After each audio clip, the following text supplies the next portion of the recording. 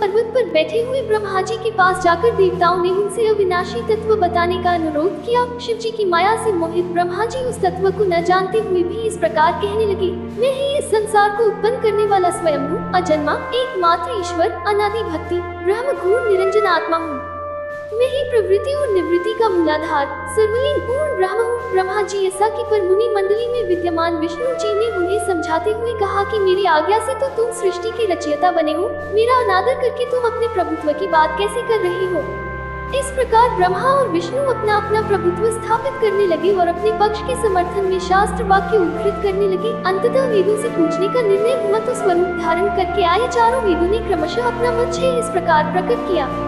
ऋग्वेद जिसके भीतर समस्त भूत निहित है तथा जिससे सब कुछ प्रवत होता है और जिसे परमात्मा कहा जाता है, वही रुद्र रूपी है। यजुर्वेद जिसके द्वारा हम वेद भी प्रमाणित होते हैं तथा जो ईश्वर के संपूर्ण यज्ञों तथा योगों से भजन किया जाता है, सबका दृष्टा वही शिव ही है। सामवेद जो समस्त संसारी जनों को भरमाता है, जिसे योगी जन ढूंढते हैं और जिसकी भांति से सारा संसार प्रकाशित होता है, वे एक त्र्यंबक शिव जी ही है। अथर्ववेद जिसकी भक्ति से साक्षात्कार होता है और जो सत्य सुख अतीत अनादि ब्रह्म है, वे केवल एक शंकर जी ही है। विष्णु ने वेदों के इस कथन को प्रताप बताते हुए नित्य शिवा से रमन करने वाले दिगंबर वीरवर ध्रुवी दूसरे प्रेमनाथ कविताधारी सर्वावेष्टित विपिन वही निसन शिव जी को खुद ब्रह्म मानने से इनकार कर दिया। ब्रह्मा विष्णु विवाद को सुनकर ओंकार ने शिव जी की ज्योति नित्य और सनातन पर ब्रह्म बताया, परंतु फिर भी शिव माया से मोहित ब्रह्मा विष्णु की बुद्धि नहीं बदली। उस समय उन दोनों के मध्य आदि अंत रहित एक ऐसी विशाल ज्योति प्रकट हुई कि उससे ब्रह्मा का पंचम सिर चलने लगा। इतने में त्रिशूलधारी नील लोहित शिव वहां प्रकट हुए तो अज्ञानतावश ब्रह्मा उन्हें अपना पुत्र समझकर अपनी शरण में आने को कहने लगे।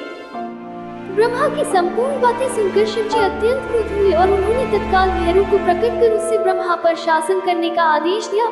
आज्ञा का पालन करते हुए भैरव ने अपनी बाईं उंगली के नखाग्र से ब्रह्मा जी का पंचम सिर काट डाला। भयभीत ब्रह्मा शतरुद्री का पाठ करते हुए शिव जी की शरण हुए। ब्रह्मा और विष्णु दोनों को सत्य की प्रतीति हो गई और वे दोनों शिव जी की महिमा का गान करने लगे। ये देखकर शिव जी शांत हुए और उन दोनों को अभयदान दिया। इसके उपरांत शिव जी ने उसके भीषण होने के कारण भैरव और काल को भी भयभीत करने वाला होने के कारण काल भैरव तथा भक्तों के पापों को तत्काल नष्ट करने वाला होने के कारण पाप भक्षक नाम देकर उसे काशीपुरी का अधिपति बना दिया। फिर कहा कि भैरव तुम इन ब्रह्मा विष्णु को मानते हुए ब्रह्मा के कपाल को धारण करके इसी के आश्रय से भिक्षावृत्ति करते हुए वाराणसी में चले जाओ। वहाँ उस नगरी के प्रभाव से तुम ब्रह्म हत्या के पाप से मुक्त हो जाओगे। शिव जी की आज्ञा से भैरव जी हाथ में कपाल लेकर जो ही काशी की ओर चले, ब्रह्म हत्या उनके पीछे पीछे वो चली। विष्णु जी ने उनकी स्तुति करते हुए उनसे अपने को उनकी माया से मोहित न होने का वरदान मांगा।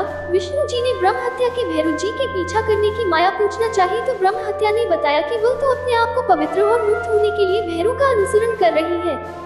भैरव जी जो ही काशी पहुँचे त्यों ही उनके हाथ से चिमटा और कपाल छूटकर पृथ्वी पर गिर गया और तब से उस स्थान का नाम कपाल मोचन तीर्थ पड़ गया। इस तीर्थ में जाकर सविधि पिंडदान और देव पितृ तर्पण करने से मनुष्य ब्रह्म हत्या के पाप से निवृत्त हो जाता है।